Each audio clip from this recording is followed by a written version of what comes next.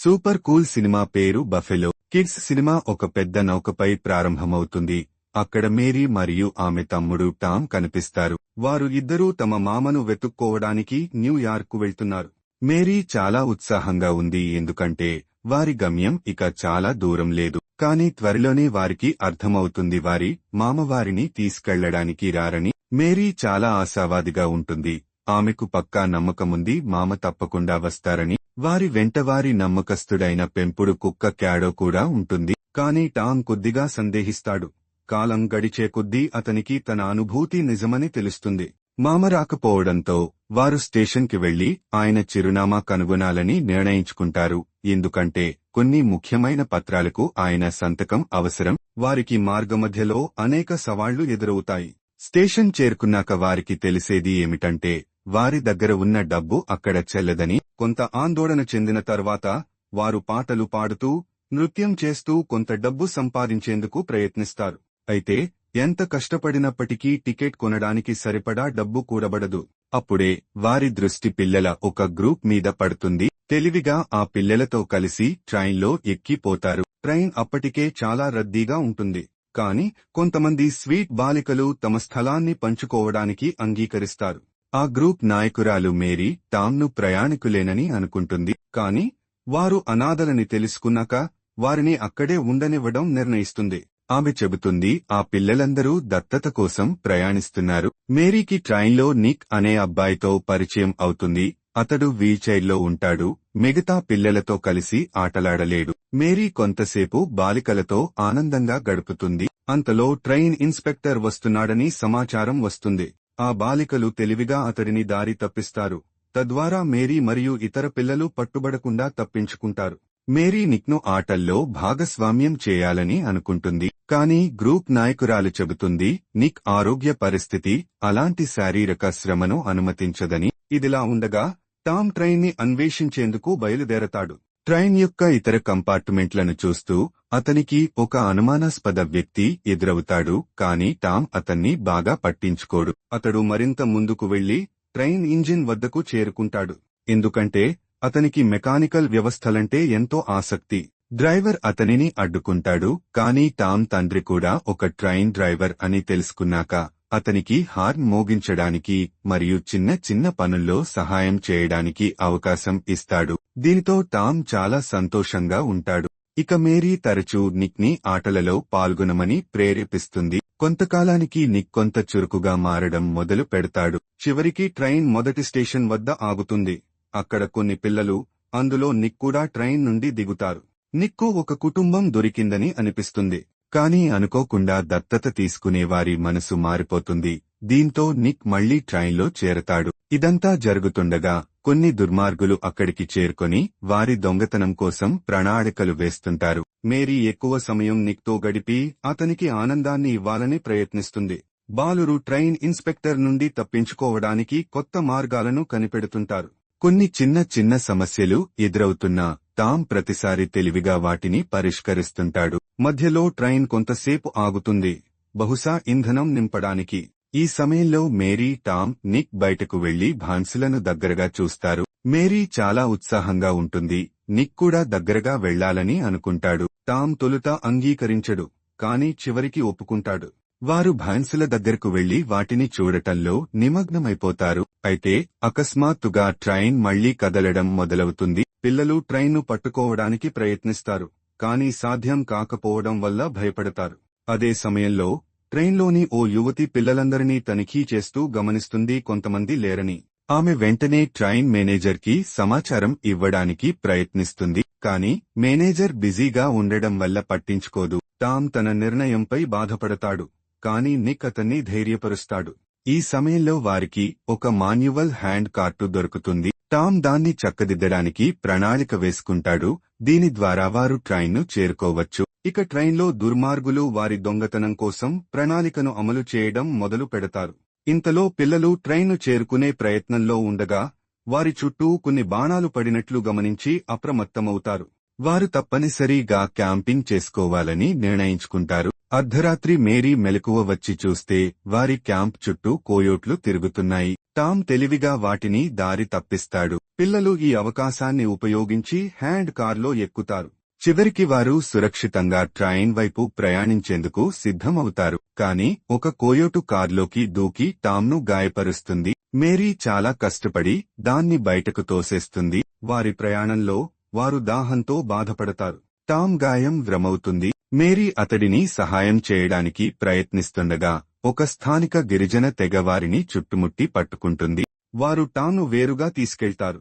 Mary భయపడుతుంది టామ్ను కోల్పోతానని. కాని తెగ నాయకుడు వచ్చి మాట్లాడినప్పుడు మేరీ తన భాషను అనుకరించి మాట్లాడుతుంది. చివరికి తెగవారు మంచివాళ్లు అని తెలుస్తుంది. వారు టామ్ గాయాన్ని నయం చేస్తారు. టామ్ తెగ నాయకుడి మనవరాలు రెడ్మూన్తో స్నేహం చేస్తాడు. కొన్ని రోజుల్లో టామ్ పూర్తిగా కోలుకుంటాడు.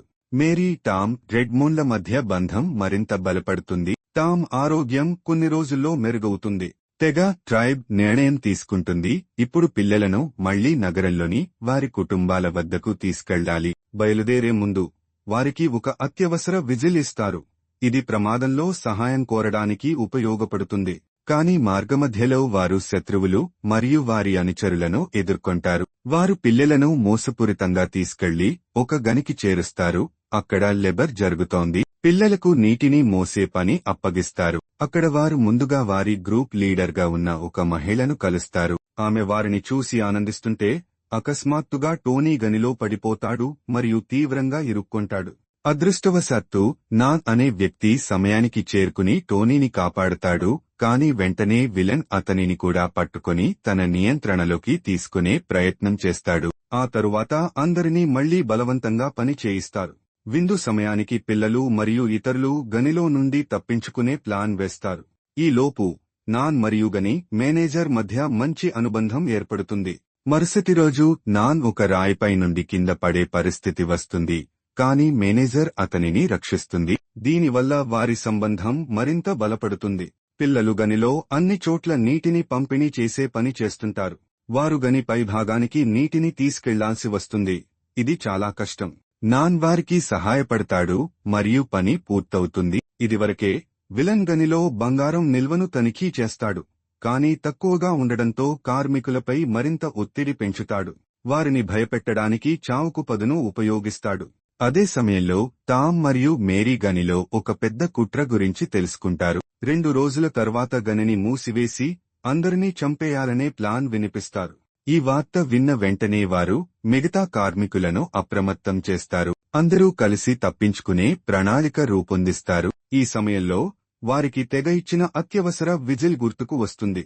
రాత్రిపూట వారు తప్పించుకునే పనిని ప్రారంభిస్తారు. మేరీకి నిద్ర పట్టదు. కాబట్టి టామ్ ఆమెకు వారి తండ్రి పాడిన పాటను వినిపిస్తాడు. ఈ పాట అందరికీ భావోద్వేగంగా అనిపిస్తుంది.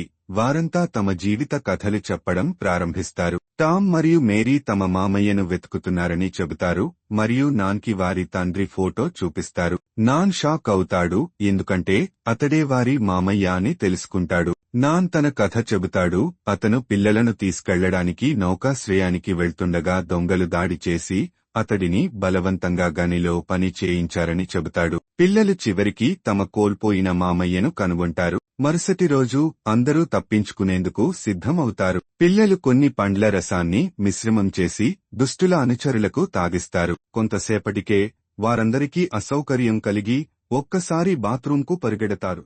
ఈ క్షణాన్ని సద్వినియోగం చేసుకుని పిల్లలు మరిన్ని ట్రిక్స్ ఉపయోగించి తప్పించుకునేందుకు ప్రయత్నిస్తారు.